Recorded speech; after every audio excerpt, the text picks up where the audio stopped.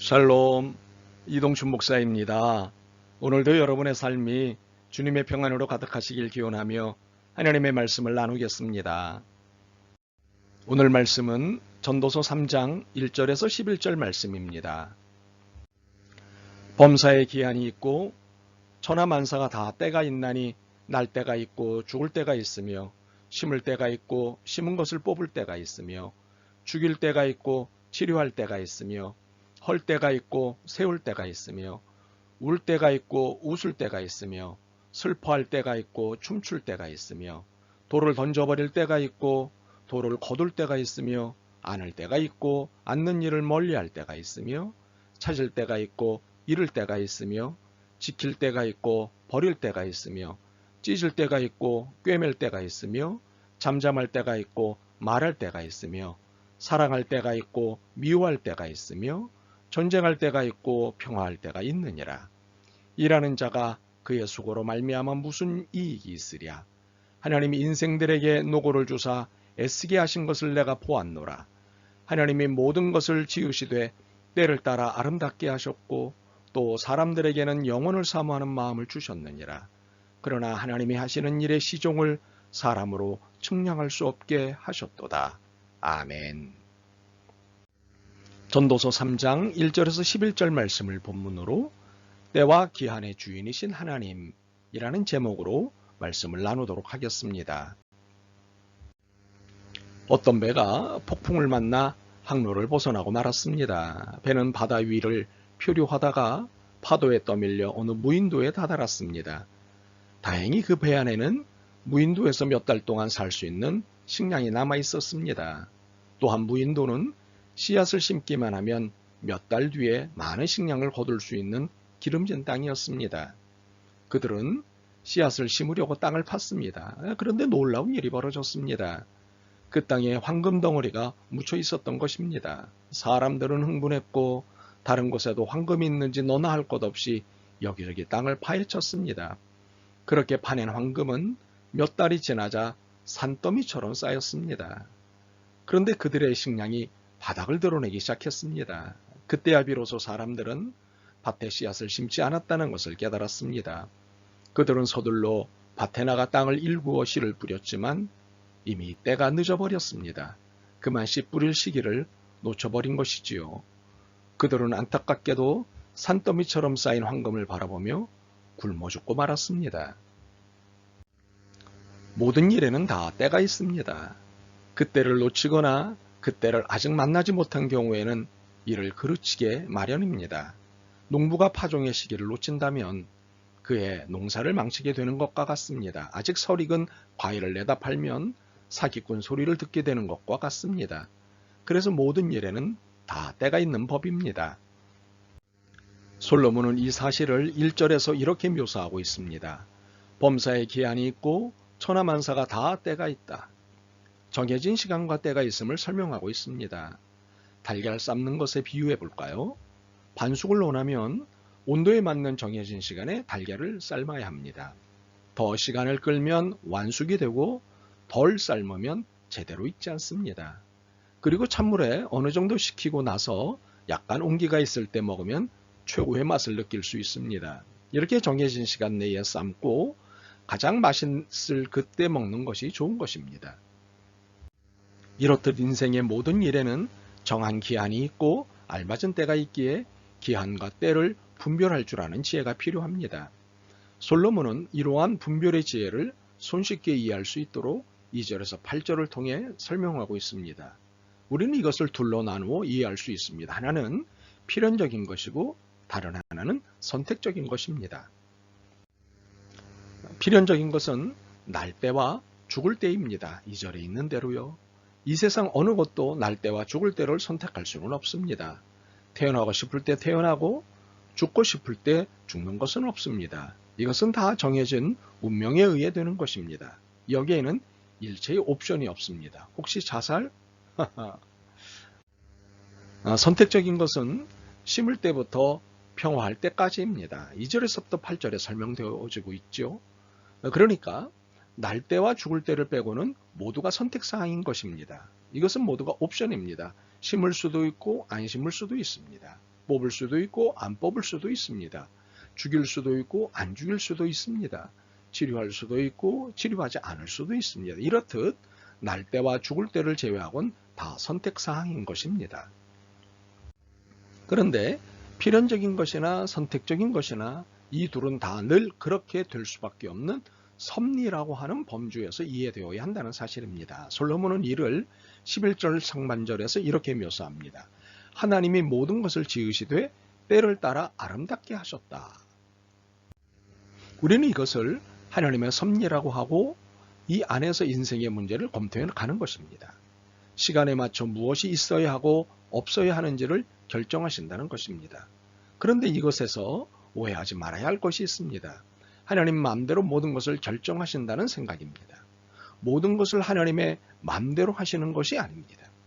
때를 따라 아름답게 하시는 하나님의 손길에 우리의 손을 내미는 선택적 작업으로서의 섭리라고 하는 사실입니다. 이를 이해하기 위해서는 시간의 개념을 정리할 필요가 있습니다. 헬라어로 시간은 두 가지 의미가 있습니다. 하나는 크로노스이고 다른 하나는 카이로스입니다. 크로노스는 주어진 시간을 말합니다. 한 시간이 주어졌다면 그 한 시간이 바로 크로노스입니다. 우리가 일반적으로 말하는 시간이지요. 반면 카이로스는 그 한 시간을 어떻게 해석을 하느냐에 따라서 시간의 의미가 달라집니다. 예를 들면 빚쟁이와 함께 있는 한 시간은 마치 10년처럼 지루하게 느껴질 것입니다. 그러나 살아가는 사람과 함께 있는 시간은 1초처럼 지나가게 될 것입니다.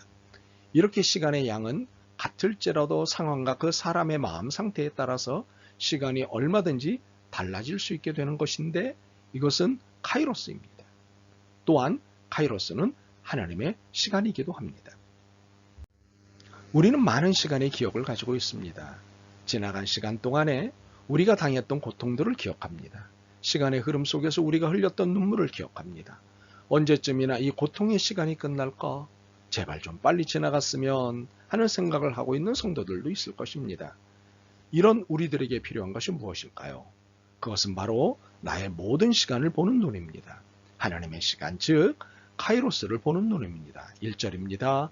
범사의 기한이 있고 천하 만사가 다 때가 있다. 11절입니다. 하나님이 모든 것을 지으시되 때를 따라 아름답게 하셨다. 카이로스로 시간을 이해하는 것은 하나님이 나를 위해 시간을 진행시키고 계신다는 믿음입니다. 다른 말로는 하나님의 눈으로 내 모든 시간의 의미를 해석하는 것입니다. 결국 시간의 주인이신 하나님, 내 인생의 주인이신 하나님을 인정하는 것입니다. 이렇게 내가 살아온 시간들, 지금의 시간들, 그리고 앞으로 진행될 모든 시간들도 하나님의 시간임을 인정하는 것입니다. 그러므로 웃을 때와 춤출 때만을 기대하거나 좋아하는 것이 아닙니다. 울 때와 이를 때도 있음을 인정하는 것입니다. 우리가 생각할 때 나빠 보이고 고통스러워 보이고 괴로워 보이는 일이라도 그 뒤에는 하나님께서 주장하신다는 것을 기억해야 합니다. 비록 고통스러워 보이지만 우리 하나님께서 그 고통을 다 주관하셔서 결국은 그 고통을 통해서 우리의 삶을 아름답게 하신다는 사실을 기억해야 합니다. 만약 소유하고 있던 것을 다 잃고 슬픔이 파도처럼 몰려오는 순간이 좀처럼 이해가 되지 않아도 카이로스로 이해해야 한다는 사실입니다. 11절 하반절을 보실까요? 하나님이 하시는 일의 시종을 사람으로 측량할 수 없게 하셨도다. 우리가 이해할 수 있는 한계를 넘어선 일들이 얼마나 많은지 모릅니다. 그럼에도 우리는 이를 카이로스로 이해해야 합니다. 이렇게 우리의 시간을 크로노스가 아닌 카이로스로 이해하도록 만드시는 하나님의 의도가 있습니다. 그것은 천국의 백성으로 준비시키시는 것입니다. 11절 중반절을 봅니다. 사람들에게는 영혼을 사모하는 마음을 주셨느니라. 하나님이 시간을 운영하는 방식은 우리가 이해하지 못할 때가 많습니다. 그래서 대단히 혼란스러울 때가 많습니다. 그러나 분명한 것은 혼란을 넘어서 맡김의 자리로 가게 하려는 하나님의 의도임을 알아야 합니다. 맡길 때 진정한 평화와 안식과 누림을 갖게 되는 것입니다. 믿음의 해석에 의하면 인류의 역사는 천국에 들어갈 백성을 준비하기 위하여 존재하는 것입니다. 비록 이 땅에서의 인간의 역사가 수고와 고생으로 보여도 말입니다. 10절입니다. 하나님이 인생들에게 노고를 주사 애쓰게 하신 것을 내가 보았노라. 그러나 우리의 시간은 크로노스가 아니라 하나님의 시간인 카이로스입니다. 여기에 생명이 있습니다. 어느 광산에 붕괴 사고가 일어났습니다. 큰 소리와 함께 5명의 광부가 매몰되었습니다. 급히 구조 작업을 시작했고 안타깝게도 5명 중에 4명만을 구조할 수 있었습니다. 그런데 죽은 사람은 유일하게 시계를 차고 있었던 사람이었습니다. 4사람은 느긋하게 구조를 기다리는데 시계 찬 사람은 초조하게 시간을 보고 또 보며 걱정만 하였답니다. 1시간이 지나갔구나. 10시간이 지나갔구나. 하루가 지나갔구나. 이거 어떻게? 우리가 죽으면 어떻게? 이렇게 시계를 보고 가슴을 치면서 걱정하고 두려워하다가 죽지 않아도 되는데 그만 4사람보다 먼저 죽고 말았답니다. 우리는 우리가 시간의 주인인 줄 알고 삽니다. 그러나 시간의 주인이 아닙니다. 그러므로 너무 시간을 초조하게 바라보지 마시기 바랍니다. 고통의 순간에 내가 그 시간을 좌지우지할 수 있을 것처럼 시계를 답답하게 바라보지 마시기 바랍니다. 시계를 보는 대신에 시간의 주인이신 주님을 잠잠히 바라보며 주님의 손에 우리의 인생에 달려있음을 고백하는 것이 더 나은 일입니다. 시편 37편 7절과 8절 말씀입니다. 여호와 앞에 잠잠하고 참아 기다리라. 자기 길이 형통하며 악한 꾀를 이루는 자 때문에 불평하지 말지어다. 분을 그치고 노를 버리며 불평하지 말라. 오히려 악을 만들 뿐이니라. 아멘. 주님, 조바심을 내며 삶을 살았습니다. 시간의 주인이 자신인 줄 착각하고 살았습니다. 이제 다시 깨닫습니다. 시간과 기한의 주인은 하나님이신 줄 깨달았습니다. 겸손히 인내하며 삶의 역경과 고개를 넘어서게 하옵소서. 주님의 시간을 기다리는 신앙을 허락하옵소서. 예수 그리스도의 이름으로 기도드립니다. 아멘. 오늘도 여러분의 믿음과 삶을 응원합니다. 사랑합니다.